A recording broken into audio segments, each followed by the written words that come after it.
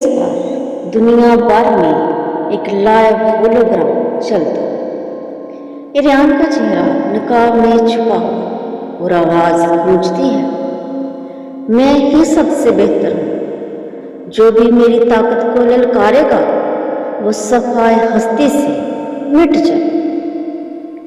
महर ये देखकर खड़ी हो जाती है और आंखों में अज़म लिए कहती है, तुमने गलत दरवाजा खटखटाया है और अब चमक।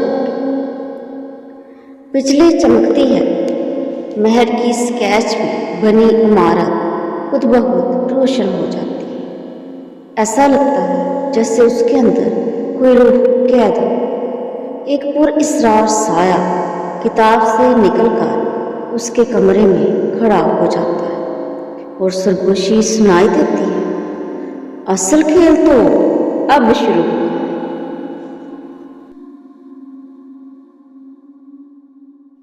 रात के अंधेरे में जब हर शय सो रही थी, एक साया खामोशी से महर के कमरे में दाखिल हुआ।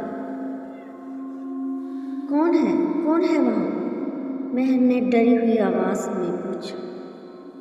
फिर एक सरगोशी सुनाई देती, आई एम द बेस्ट। सुबह हुई मगर महर के दिल से रात का खौफ नहीं निकला। वो सोच रही थी, आखिर ये साया कौन था और उसकी कर्जदार आवाज का मतलब क्या था। शहर में एक नई इमारत खड़ी हुई थी, मगर अचानक जमीन लरसी और फिर वो मलबे में बदल गई। महर हैरानी के साथ, ये कल ही तो बनी थी, फिर ऐसे कैसे? मलबे को महर के मलबे में एक पुरअसरार निशान मिलता। ये कोई हादसा नहीं है, ये एक वार्निंग है। कोई चाहता है कि कोई उससे बेहतर ना हो। महर हैरान होकर, कौन ऐसा चाहता? आर्किटेक्ट, वो ताकत जो सदियों पुरानी है। अचानक हवा रुक गई और वही साया आसमान पर नमूदार हुआ। जो मुझे ललकारेगा वो मिट जाएगा, because I am the best. पत्थरों के उठने और घूमने की आवाज़ें और फिर गिरने की आवाज़ें सुनाई देती हैं। महर चीखती है, बचाओ। आर्किटेक्ट उसका हाथ पकड़कर, मेरे साथ आओ वरना तुम भी खत्म हो जाओगे। वो दोनों एक पुरानी लाइब्रेरी में पहुंचते हैं जहां सदियों पुरानी किताबों के छुपे हुए राज हैं।